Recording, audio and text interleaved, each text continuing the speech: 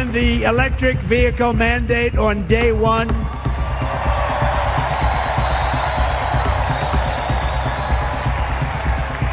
Thereby saving the U.S. auto industry from complete obliteration, which is happening right now, and saving U.S. customers thousands and thousands of dollars per car. Donald Trump just made a shocking message to every EV owner out there. He began, electric vehicles, they sound great until you find out what they're really costing you.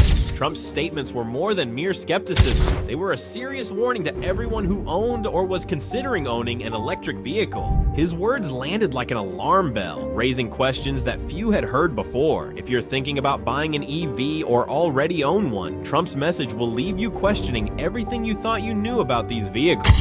And right now, as we speak, large factories just started are being built across the border in Mexico. So with all the other things happening on our border, and they're being built by China to make cars and to sell them into our country, no tax, no anything. The United Auto Workers ought to be ashamed for allowing this to happen. And the leader of the United Auto Workers should be fired immediately. And every single auto worker, union and non-union, should be voting for Donald Trump, because we're going to bring back car manufacturing, and we're going to bring it back fast. Again, I love electric cars, but you can't do this. You can't do this. They don't go far. Lots of little problems. They're made in China. We don't have the material. But you know we do have? A lot of gasoline is down there. A lot of gasoline. Trump kicked things off by digging into what he described as the real agenda behind the push for EVs. He spoke about the extensive network and software systems essential for EVs to function, calling it a dependency trap orchestrated by corporate giants. It's about control, folks, he declared, as he pointed to tech and energy corporations. He argued it was less about being green and more about keeping consumers reliant on their services. They want you hooked up to chargers, tethered to systems they own, systems they can shut down whenever they want, he said. Trump's framing of EV ownership as a form of dependency painted a picture that was far from the clean, green image often portrayed. As he spoke, viewers everywhere were pulled in, eager to hear more about what he described as the dangers of this dependence on the EV infrastructure. But then, something even more surprising happened. What do you think of an electric car? Electric cars will kill more than half of U.S. auto jobs and decimate the suppliers. They're being decimated already. Decimate the suppliers, and it's going to decimate your jobs, and it's going to decimate more than anybody else.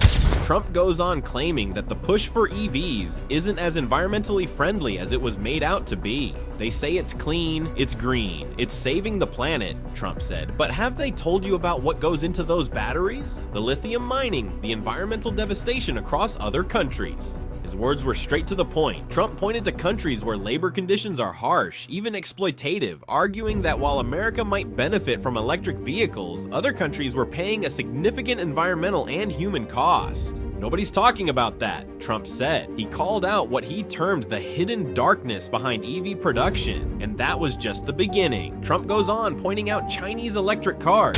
I'm going to put a 100, 200, 2,000% tariff. They're not going to sell one car into the United States.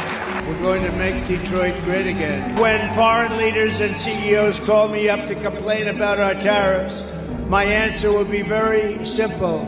Build it in America. Mercedes-Benz, BMW, all of the different Volkswagen, millions and millions of cars. They don't want anything from us. We have deficits that are crazy. We're not going to have them anymore. We're going to put tariffs on them. It's a perfect application for a lot, but not for everybody. Some want gasoline propelled, and we have a lot of gasoline right under there. You know the story with hydrogen. It's great until it blows up, in which case you're not recognized. Let me ask you this. Who's really paying for all this? Trump claimed the subsidies supporting EV production ultimately come from taxpayer dollars, creating a financial burden he argued many Americans can't afford. You're not just paying for the car, you're paying for the subsidies, paying for the charging stations, paying for their profit margins, he stated bluntly. Trump went further, suggesting that these subsidies were part of a broader attempt to phase out traditional energy industries, sidelining American workers in coal, oil, and gas, and even threatening their jobs. They're replacing these jobs with what? Charging stations, wind turbines. That's not growth, folks. That's setting us up for failure. This is a tough business to run for president. I know. You're a tough guy, Jim. And we need to have a leader. Did you use that $916 million loss to avoid paying personal federal income taxes? Of course I do. Of course I do. And so do all of her donors, or most of her donors. I know many of her donors. Her donors took massive tax write-offs. So have you not paid personal federal income tax? A lot of my write-off was depreciation and other things that Hillary, as a senator, allowed. And she'll always allow it because the people that give her all this money, they want it. That's why.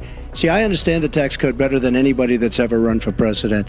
Hillary Clinton, and it's extremely complex, Hillary Clinton has friends that want all of these provisions, including they want the carried interest provision, which is very important to Wall Street people, but they really want the carried interest provision, which I believe Hillary's leaving. It's very interesting why she's leaving carried interest. But I will tell you that, number one, I pay tremendous numbers of taxes. I absolutely used it, and so did Warren Buffett, and so did George Soros, and so did many of the other people that Hillary is getting money from. Now, I won't mention their names because they're rich, but they're not famous, so we won't make them famous. Trump's tone became more intense. Social media is already full with hashtags like Our EV Truth as his words spread far beyond the room. Trump's voice is low and serious. Think twice before jumping on the EV bandwagon, he warned. Ask yourself who's really in control and who's really benefiting. He then pointedly added, you may think you're saving the planet, but are you sure you're not just filling someone else's pockets? You have criticized Governor Bush for speaking Spanish on the campaign trail. You said, quote, he should really set an example by speaking English in the United States. What's wrong with speaking Spanish? Well, I think it's wonderful and all, but I did it a little bit half-heartedly, but I do mean it to a large extent.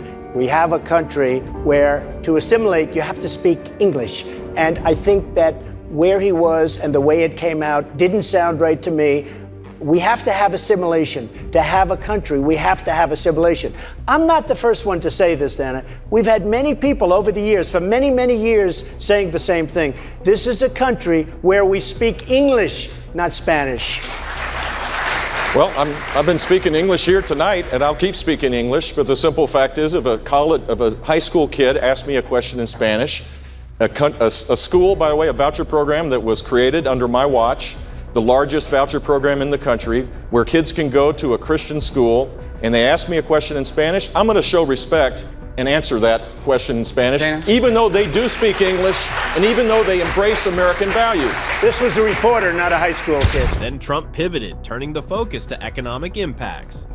And who's paying for this so-called green movement? He asked, his tone sharp. He argued that the push for EVs wasn't just about saving the environment, it was about making money, all at the taxpayer's expense. You're funding the EV industry's profits, folks, he stated bluntly, and it's coming straight out of your pocket. Car works fine. I'm like, no, electric car is better, I should try it. And it was hard to get people to do a test drive. First of all, nobody knew who we were. Never heard of this company. And I'm like, yeah, we're named after Nikola Tesla. You know that guy? Nope. So for sure we were doing push in the beginning because people said there was no one telling us that they wanted an electric car. So it was not out of like, it was like lots of people coming up to me saying, hey, I really want an electric car. I heard that 0 times. So we were like, it's like, man, we better make an electric car and show that these things can be good, and then people want them. Like Biden held this EV summit. Didn't invite Tesla. Invited GM, Ford, Chrysler, and UAW. An EV summit on the White House. Didn't mention Tesla once, and praised GM and Ford for leading the EV revolution. So you were pissed. Does this sound maybe a little biased or something? And then, just not the friendliest administration. Well, seems to be controlled by the unions, as far as I can tell.